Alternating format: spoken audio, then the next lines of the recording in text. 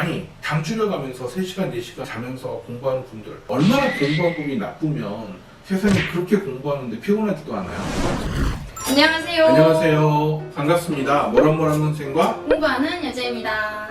계속 자기 시간이 굉장히 많이 남아도는 사람이 공부할 경우에는 그렇다면 시간 관리는 어떻게 할까? 이게 오늘의 주제입니다. 공부할 때 시간 관리 되게 예민한 주제잖아요. 시간 문제 굉장히 저는 예민하다고 생각을 하거든요. 이것도 좀 최적의 분배가 있는 건가요? 그럼요. 일단은 가장 중요한 게요. 많은 그 잘못된 생각을 가지고 있는 선생님이나 부모님들 혹은 학생 자신이 너무 목표를 지나치게 높게 잡아가지고 본인의 인생을 망치는 경우가 많다고 저는 생각해요. 너무 공부 시간을 늘려서요? 목표가 지나치게 높은 거죠. 대부분의 사람들이 어쩌면 잠을 줄이면서 공부를 해야 정말 훌륭하게 공부하는 거고, 잠을 줄이면서 공부를 해야 좋은 학교에 가고, 그래서 내 짝은 몇 시간 자는데 나는 몇 시간 잔다, 이렇게 되게 단순하게 공부 시간으로 비교하는 경우가 많더라고요. 안 그래도 얼마 전에 다큐를 제가 봤는데 이제 공부 관련된 다큐를 많이 보게 되더라고. 아무래도 이런 유튜브를 하다 보니까 그렇죠. 봤는데 그 대상들이 원래는 공부를 별로 못했는데 어떠한 방법을 통해서 어떻게 하다 보니 공부가 잘 돼가지고 좋은 대학교를 가고 뭐 수능 1등급을 받고 이런 사람들의 얘기였어요.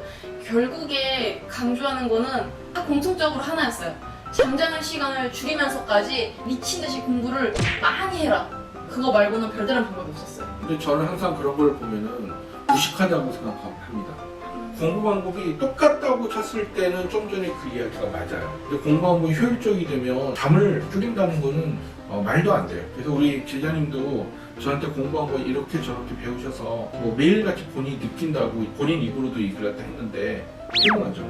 네, 많이 피곤해요. 공부를 할 때 그 자체는 잘 모르겠어요. 머리를 많이 쓴다 이런 느낌도 없고 별 생각 없이 거의 보고 듣는 게 달아서 하고 나면 굉장히 피곤하고요. 오래 해야 1시간, 2시간? 그 이상을 못 가요, 사실. 제가 고3 때 순수 공부 시간 목표가 4시간이었어요. 하루에 4시간 목표로 공부하는데 아니 어떻게 1등급 나오고 서울대 가냐고, 그 머리가 진짜 타고난 거 아니냐고 주변 사람들이 다들 그래요.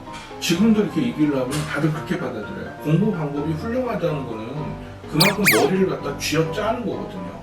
저는 오히려 반대로 묻고 싶어요. 아니 당 줄여가면서 3시간 4시간 자면서 공부하는 분들 얼마나 공부 방법이 나쁘면 세상에 그렇게 공부하는데 피곤하지도 않아요? 머리를 갖다가 막 쥐어짜듯이 하면은요 하루에 4시간 공부하는 것도 정말 힘들어요. 한 6시간 정도면 어떨까 생각합니다. 그래서 6시간 말하는 거는 이제 학교 다니는 사람들 기준? 목표가 작다고 생각하는 분들은 체력이 막 넘치시는 분들은 더 하시면 당연히 좋죠. 네, 사실 머리 체력은 다르거든요.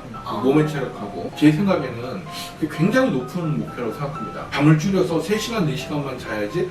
저는 그런 분들 도저히 이해가 안 돼요. 그리고 무엇보다 제 생각에 그렇게 잠을 적게 자잖아요. 그러면 공부할 때 효율이 너무 떨어지잖아요. 왜냐면 그만큼 수면 시간이 줄면 줄수록 머리가 둔해진다는 거. 왜 굳이 그렇게까지 하냐고요. 공부 시간은 가능하면 주어지는 걸로 이렇게 받아들이고 어떻게 하면 이왕 공부하는 시간을 더 알뜰하고 효율적으로 쓰느냐에 포인트가 맞춰져 있는 거죠. 모란모란 공부법이 다른 공부법들하고 가장 큰 차이를 보이는 지점이 이거라고 생각해요. 그죠? 네. 우리는 공부 시간은 그렇게 크게 신경 안 쓰는 거죠. 왜? 아니 4시간만 해도 막 너무 지쳐요. 아이고 저는 우리 1시간 제자님 아시잖아요. 예. 굉장히 힘들어요. 이 방식 지키는 거. 진짜 잠이 막 쏟아진다니까요. 낮에 공부하든 밤에 공부하든 시간대가 상관없이 일단 공부하고 나면 너무 졸려서 자야 돼요. 본인만의 그 버틸 수 있는 시간이 있잖아요. 본인은 별로 못 느끼는데 머리는 쥐어짜게 그래야 공부를 효율적으로 하잖아요. 그렇죠. 예, 예. 근데 보통 사람들은 반대로 해요. 머리는 쥐어짤 생각 아예 안 하고요. 그냥 시간만 늘리려고 그래요. 스스로를 학대하는 것처럼 공부를 하는 사람들이 꽤 많아요. 네, 여러분 그 두뇌의 그 내부 활동은요 눈에 보이질 않거든요. 네. 근데 공부 시간 몇 시간 했느냐는 눈에 보이잖아요. 네, 네. 보이지 않는 이 두뇌 내부가 가장 중요한데 그걸 무시하고 눈에 일단 보인다고 몇 시간 했느냐만 따지는 거예요. 왜냐하면 보통 부모님이 눈으로 보이는 게 너 방에 지금 처박혀가지고 열심히 공부하는데 5시간 만에 나왔어. 그럼 너 공부 열심히 했구나. 근데 한 10분, 20분 만에 나오면 너는 어떻게 10분 만에 나와? 학생 입장에서도 몇 시간, 몇 분, 몇 시간, 몇 분 이런 게 머리에 박혀가지고 맞아. 공부 열심히 했니? 그러면 그 내용 속에는 공부를 얼마나 효율적으로 했느냐도 당연히 포함돼야 되는데 이 시간에 시간에만 집착해가지고 나중에 맞아. 이게 계속 자라가지고 지금 현재 우리나라에 이런 잘못된 풍토가 마련되어 있다고 생각해요. 눈에 보이는 거면 집착하는 거죠. 이렇게 두뇌 내부 활동이 너무너무 어렵고 중요하고 눈에 보이지 않는다고 그래서 그걸 갖다가 보지 않으려고 하면 안 되거든요. 눈에는 보이지 않아도 끊임없이 보려고 노력하고 해서 만들어진 게 공부방법이에요. 그러면 선생님 만약에 공부 시간을 뭐 4-5시간으로 잡는다고 쳐요. 좀 더 세부적으로 나눈다면 이걸 어떻게 공부를 해야 되는 거예요?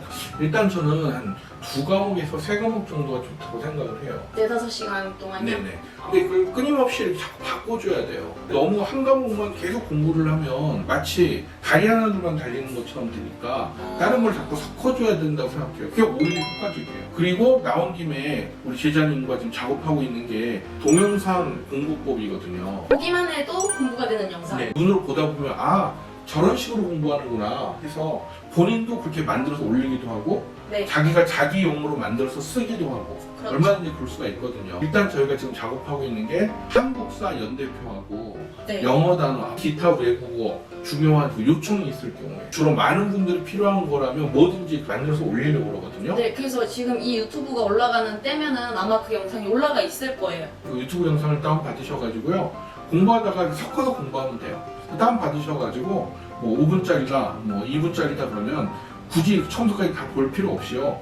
공부하시다가 틈틈이 10초, 20초 뭐 컨디션이 허락하거나 왠지 끌리면 뭐 2, 3분 이렇게 왔다 갔다 하고 이렇게 2과목을 섞어주시면 그게 제일 효과적이에요. 실제 공부하는 그 영상이 카페에도 올라가잖아요. 유튜브에 올리기는 올리는데 그렇게 하다 보면 밑에 이제 상관없는 쓸데없는 영상들도 많이 뜨거든요. 그리고 추천 영상 막 이런 걸로 해가지고서 그런 거면 또 시간 뺏기잖아요. 그런 게 거슬리는 분은 제가 이 유튜브 영상 밑에 그 설명, 내용 부분에다가 저희 카페 주소 올릴 테니까 카페에 들어가셔서 동영상을 보시면 그런 다른 영상들의 유혹이 안 되시지 않을까. 이 공부에 좀 질렸다 그럼 적당히 바꾸세요. 공부는 질리도록 하는 거 아니거든요. 저는 최소한 하나 정도는 항상 옆에다 놓고 이 공부하다가 지치면 조금씩 판론을 할 수 있도록 만드는 게 오히려 하나를 집중하는 것보다 훨씬 효과적이라고 생각해요. 가는 시간 빼고 공부하는 시간 빼고 이제 체력 단대까지 공부를 했어요. 그럼 그 남는 시간에는 뭐 하는 게 좋을까요? 운동이죠. 아, 저는 일단 걷는 걸 아주 그냥 넘버원 제일 추천드리고요.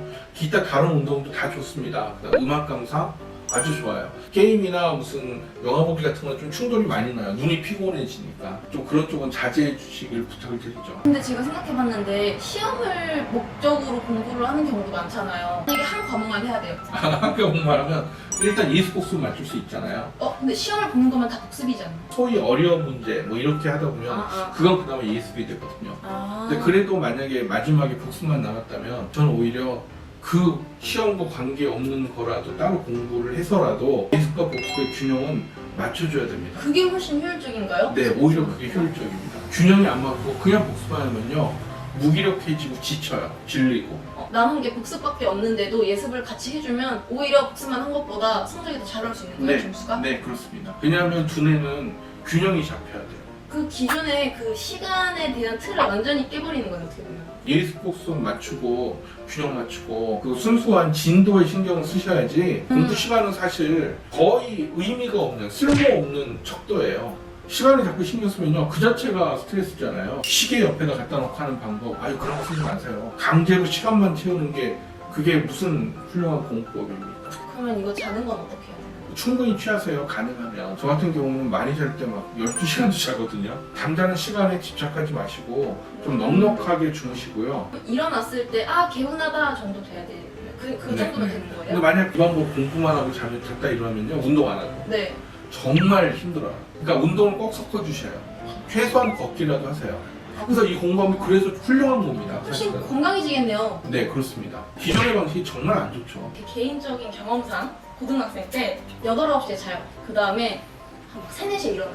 그때부터 공부를 하면 새벽 시간에 공부가 진짜 잘 되더라고요. 기본적으로. 그래서 공부가 잘 되는 이 시간대도 진짜 따로 있는 게 맞는지. 제 생각에는요 이 두뇌하고 신체하고 둘 다 피곤해서 자다가 일어나는 게 제일 좋잖아요. 네. 몸도 그렇고 머리도 그렇고 둘 다 정말 개운해지잖아요. 어떤 사람들이 나 요즘 잤는데 잔 것 같지가 않아 그러면 보통의 경우에는 두뇌만 혹사시켰거나 신체만 혹사시켰거나 두뇌도 제가 여러 번 말씀드리잖아요. 예습만 했거나 복습만 했거나 이 두뇌는 이 균형이 맞아야 돼요. 그리고 신체도 피곤해야 돼요. 공부 잘 되는 시간 이런 거 따로 없어요? 네, 따로 없다고 생각합니다. 저는. 제가 중학생 때는 그냥 그랬는데 고등학생 때는 공부를 꽤 잘했거든요. 근데 저는 집에서는 거의 공부를 안 했어요. 아니면은 보통 3일 전부터 저는 공부를 했거든요. 하루에 3과목 정도씩 잡아가지고서.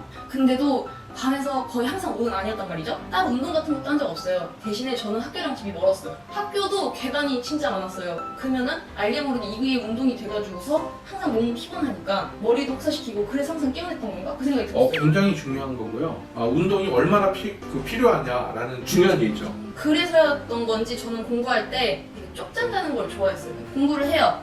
하다 좀 졸려요? 그러면 진짜 고민 하나도 안 하고 바로 자요. 머리가 좀 이렇게 맑아진단 말이에요. 다시 공부해요. 그러다 1시간 정도 했다? 피곤해? 그럼 또 자요. 그러니까 저는 그렇게 막 시간에 얽매이는 그런 생활 자체가 다 스트레스의 원인이고 굉장히 비효율성을 만들어내는 잘못된 생각이라고 생각해요. 한마디로 결론은 시간 분배, 수면 시간 신경 쓰지 마시고 오히려 균형 잡기, 얼마나 효율적으로 할 건가, 오히려 여기에 포인트를 맞춰야 된다는 겁니다. 그리고 그 균형도 사람마다 다르다. 그다음에 두뇌하고 신체의 균형도 맞춰야 된다. 그것도 피할 수 없는 규칙이에요. 사람은 기계가 아닙니다. 네, 오늘 영상 여기까지 하고 다음에 또 도움되는 주제로 찾아뵙겠습니다. 많이들 궁금하신 사항 올려주세요. 네네네. 올려주세요. 네, 감사합니다. 감사합니다.